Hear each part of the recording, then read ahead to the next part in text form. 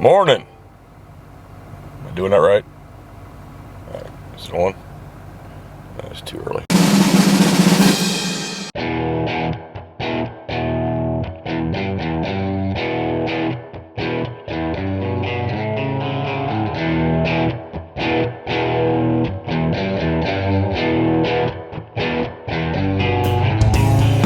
Morning. So we finished on this farm last night, so now we're making a move. So we are just using the gleaner today. We're going to go park the Ideal. Hopefully we won't need it because, like I said, that is a backup combine if we would break down. And I think they got some demos they want to do with that machine at some point. And like I said in last night's video, very pleasantly surprised with how well that combine performed. So here at Cargill in Chillicothe, you have a sign out front that tells you what lines are for what product. So lines 1 through 3 today are for corn, lines 4 through 6 are for beans. So when you get here, you just get in the shortest corn line. There's no one in line 2, there's someone in line 1. I'm getting in line 2. Line 1 will get a green light, then I'll get a green light. Every now and then you'll see people just stack up in line 1, and then I'll just come right to line 2 and get around them, because that's how it goes in here. I mean, that's how it works. So I guess we're going to do this plot down here. If you don't know what I'm talking about, we have a test plot here with like 6 different varieties. Not an official one, just for us, but we want to see how these varieties stack up. So for example, the variety we just did at the other farm, it made 238, which sounds great, but we've had a couple hybrids been making, you know, higher than that by 15 bushel on a different farm in a different environment. Here, all those varieties are right beside each other on fairly consistent soil, planted very close together within a couple days apart. So this will give us a better understanding of which hybrid there is, which hybrid's better. Like, do we really want to cut a hybrid that made 238? It might make 280 here or something. We don't know. We're going to find out. This is the last truck from that farm. But check out that hopper bottom. Look how tall that one is. And I bet you could easily get that rig to gross 110 to 115,000. Now that'd be overweight, and we wouldn't do that, but that's a big hopper bottom. Well, there was less trucks here than there was the last load. I've been here over an hour. I've edited an entire YouTube video while we've been sitting here. I don't know what's taking so long. This is why we try to store as much as possible. Like I said, this farm was a split farm, so that's why it came to town. All that farm comes to town every year. We used to have to take almost all of our grain to town before we had more grain bins. And days like today make me super glad and super happy that we don't. Because this is boring and frustrating. Sitting here, watching the truck in front of me. Good news is we're next to dump. Yeah, been here an hour. Now back in the day, wouldn't be uncommon to come in here and sit for 2.5, 3 hours. Real productive days. Now we didn't have near as good a corn then, so there was less trips to town, but it still was not very fun. So this is the test plot. Dad's breaking through right here. He's going to be very close to running that combine over. He's going to be using all of the space on top of that bin extension. Windows are full. Is he going to hit the auxiliary storage? I'm thinking yes. Ah, his windows aren't full. He's got it. Thought they were full. We're going to hop in for a little bit. We got some time to get. So in these hybrids that are here, here's the list we have. We have channel 21478 DGVT, DeKalb 5982, Pioneer P1718, C Consultants 1158, C Consultants 1112, C Consultants 1121. Each hybrid has at least 48 rows. Yeah, 48 rows.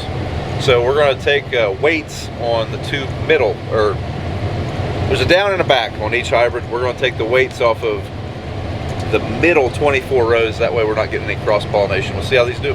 Right now we're in 1158. That's what the majority of this field was. And then next we got the channel and so on and so forth. This corn looks rattier.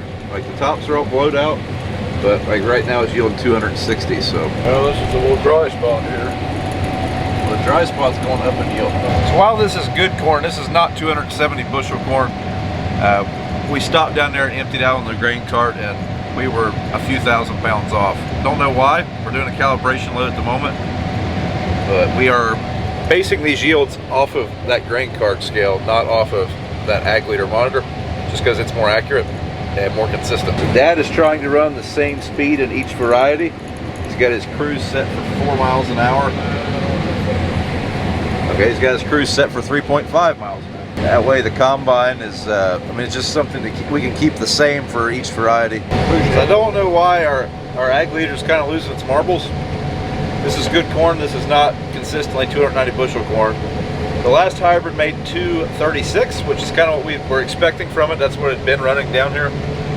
Our ag leader was saying 275, which would be more ideal if it was right, but it wasn't. So we can't sell fake bushels. But like I said, we are weighing off the cart. We're doing another calibration load, so maybe we can get it dialed in. We're still off, I'm afraid, though. So one thing that's odd about this channel here, this is what we were just running yesterday, the day before. It's in much better condition up here, not near as much down corn. All the tops are in it. It looks healthier. Same plant date, we're only like 4 or 5 miles downstream of the river from where we were, but I wouldn't be surprised if that farm got a storm that this farm didn't, or something like that, because it looks much healthier here as far as the stock. At the other place we were running, we were seeing a lot more lodging. So we got our yield monitor figured out. For some reason, a few things had been checked that shouldn't have been checked, but now we're pretty accurate. Finishing up the last of this, and then found out Dad forgot him a row over there, lost track, so he's getting a bonus round. Alright, now the yield monitor's figured out, Dad's pretty well good to go. I'm gonna dump a truck. Brad took one truck to town out of this field, and then that will be the last truck we take to town. They're really busy now. But we are running out of bin space over here, so we can only hold about 4 or 5 loads for now. And then we need to haul some corn out of these bins at some point in the near future, and then we'll probably refill them. But we like to pull the centers out of a bin. We haven't done that yet. Change what bin we're going to. Wait for our green light. Check. Turn that on. Well, here we are shelling corn this plot.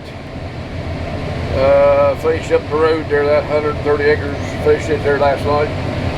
I moved down here to this plot. I think it's the third variety we're now. Sequence on 1121. So it looks like it's not the prettiest looking corn. Tops broke out, deader looking. Moisture is about the same, 16, 15, 8, 15, 5, 16. So far it's about what it's all been running. So ain't much swing in the moisture. Yield, we'll find out. We'll get down this down and we'll go back. That'll be 24 rows of this. Just talked to Dad on the phone. Sounds like the channel is the leader. We just ran the DeKalb. It was about 6 bushel less. The channel average, I think, 259, and the DeKalb was 253 or something like that. So, good corn, good corn. But our best DeKalb number, for whatever reason, isn't in this plot. So last year, the corn that we were trying to make 300 bushel with, that we had some pretty big numbers with, we had that variety again, and unfortunately, we didn't plant it down here. So I'm real curious what that variety right there does. That is a Pioneer 117-day variety. Our first experience planting it. I asked the dealer if you were going to put something in the corn growers contest, what variety would it be? And this is what he said they would use. So we'll see. Okay, we're doing Pioneer number now. Nice healthy corn, tall, but it's like 18 to 20% moisture. Wetter, hard yield. I don't know if it'll be better. It works out about the same, maybe not quite. I don't know. Wait till we get up, we'll find out. It's tall, and good so far. Well, we're getting rained out. See on the windows here. Yeah, looks like one little cell. I'd like to see a half inch or so, but I don't think we're gonna get much. How many acres did you run that Pioneer? It's about 5 o'clock. Still cloudy, don't show nothing on the radar. Go down and see if we can't finish this down here. Because we got it stripped out. We don't want to leave it because that wind blows, it'll be laying flat on the ground.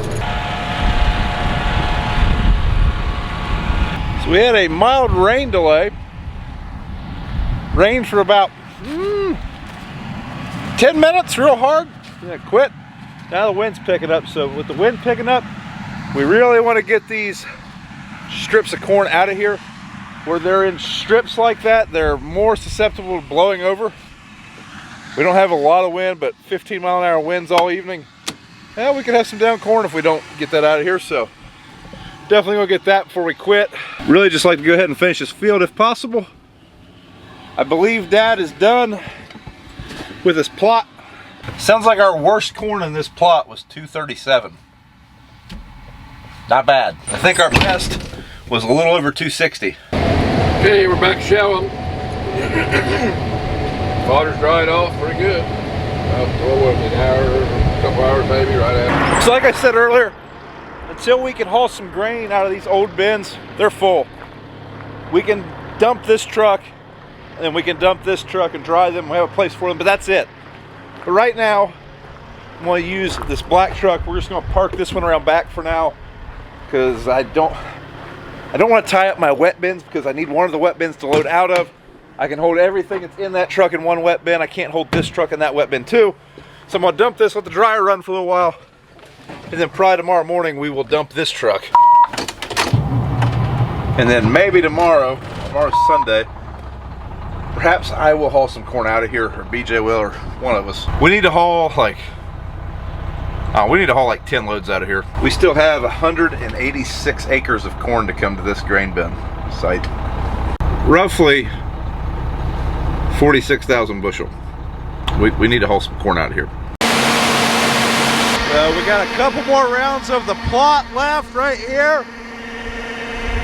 And then we've got a few passes down there. And once we get done here, we'll be down to about 425 acres of corn. And that's all the corn. It's kind of sad. I really like harvesting corn. Now that's a lot of bushels. A lot of trucking. A lot of diesel fuel.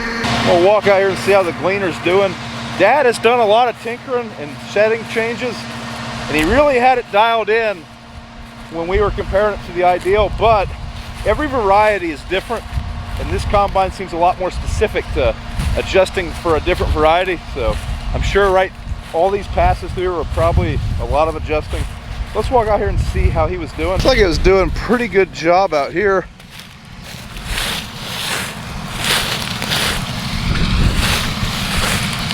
So, see one kernel for sure right there. A few of things like that. There's a kernel back here. So 1 to 3 per foot. That's pretty good. And this was 260 bushel corn where I'm standing, so that's well under 1% of loss. So she's eating pretty good. Happy, happy, happy. So since we are full at the old grain bins, we are going to take these loads up to our newer grain facility. We don't put a lot of corn from that farm up there, but we're going to right now. Just like I said, we want to get that field off of there in case it would happen to go down. Don't know that it will, but we don't want to take that chance. It would really kill me to see 250, 260 bushel corn laying flat on the ground. I don't like that idea. So we need to start dumping, but we also need to check the bin level on the big bin. Should be good for a while. I know we're good for a while, but I want to check. Also need to get a moisture test. So if you're looking for a grain tester, highly recommend these things. They're expensive. I never thought we'd buy this expensive of a grain tester, but it works great. Simple to use, very accurate. I believe the Elevator uses one just like it, or maybe a little different, but same style, same company. Let's go for a climb.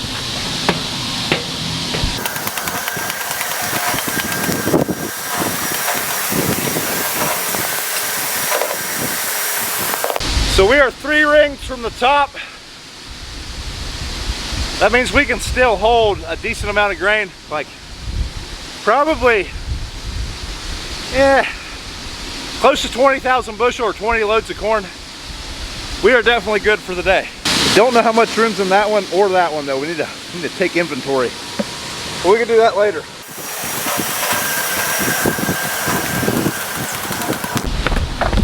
They're still going back and forth. So they need 2 more trucks. So let's go get it, dude. So in the dark, we always leave the marker lights on because, well, we're in a vast area of land that's about 600 acres of just open ground. You'd be surprised in the dark you can lose a semi, especially if it's dusty. It's not dusty tonight, but it just makes it easier. All right, we are sitting there dumping this truck, and I get a text from my wife. Hey, on the way home, buy us a lottery ticket. Okay, I guess $2 billion is enough for Brian and Kayla to, you know, it's high enough now. We'll go ahead and buy a ticket. We was waiting, you know, 1.2 the last time. That just wasn't quite enough. I can tell you one thing. We hit that lottery, the YouTube channel's gonna get interesting. On with the next one. This truck will hold the rest of the field, I think they said over the radio. Well, just about done down here on the river. Last round ran down and back. I'm waiting on Brian to get back the truck. Brad left about an hour ago or so, and Brian's hauling over to our place. He's coming, cart's loaded. He got a truck to take in or whatever you're gonna do with it. But cart will hold the rest, so we're gonna get her down here. Closer the river we get, better it gets. This is sea salt is 258 or 1158. Like 250 down here, so it's good corn. Good corn, staying good, healthy. Yeah, it's just a little better ground there toward the river. That other varieties, that plot, it's hard to tell what made down here because I think this up there we checked was like 238 or something like that, 240 maybe. So that other corn might have been better down here. You never know.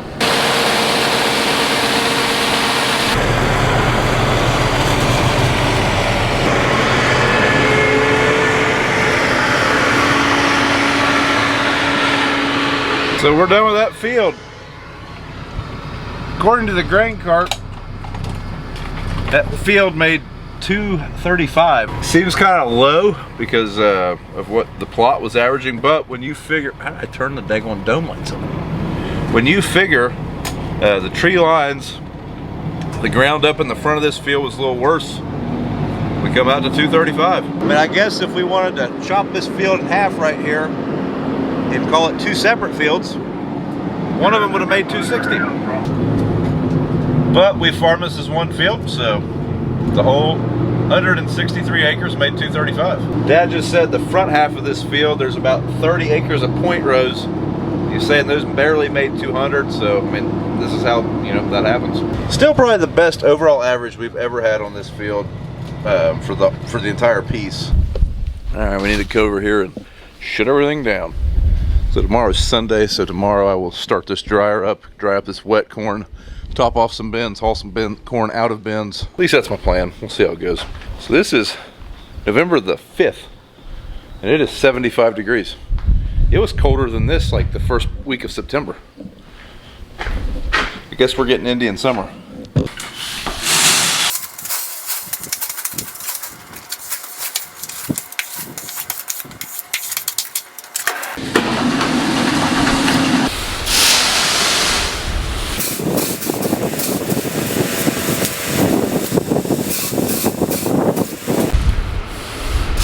All right, folks, that is it for tonight's video. Please do me a favor and go check out our social media pages like Facebook, Instagram, Twitter. Yeah, that's all of them. Go check those out if you haven't and give us a follow.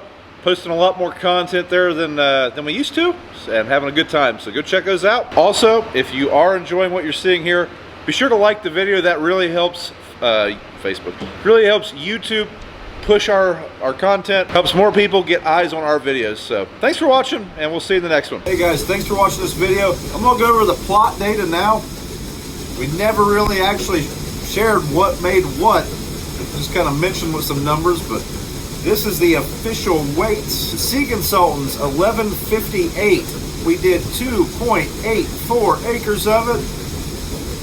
Came out to 236.2 bushels per acre.